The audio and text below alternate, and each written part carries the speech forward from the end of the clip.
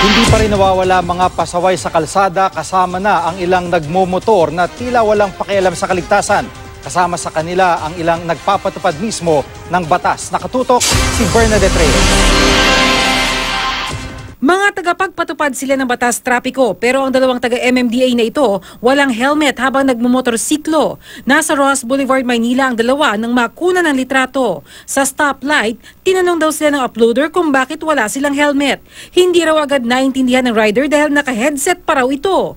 Nang inulit ng uploader ang tanong, sumagot ang rider na nasa operation daw sila at wala na raw pakialam ang uploader. Nakaabot na sa pamunuan ng MMDA ang nangyari.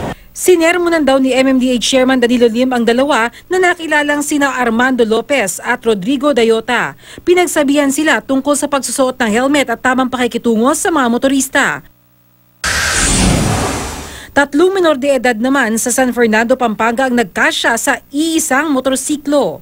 Bukod sa mukhang masyado pa silang bata para magka-driver's license, wala ring helmet o anumang safety gear ang tatlo. Tila hindi rin inisip ng lalaki at babaeng ito sa Bao, Camarines Sur ang kaligtasan nila at ng mga batang angkas nila. Lahat sila walang helmet.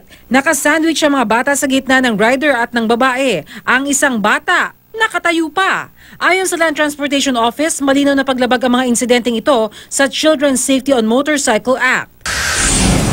Napakadelikado naman ang ginawa ng tricycle driver na ito sa Ginubatan, Albay. Sa dami ng mga sakay niyang estudyante, nakasabit na ang iba sa labas. May nakaupo pa sa bubong at nakapwesto sa likod. Bernadette Reyes, Nakatutok, 24 Oras.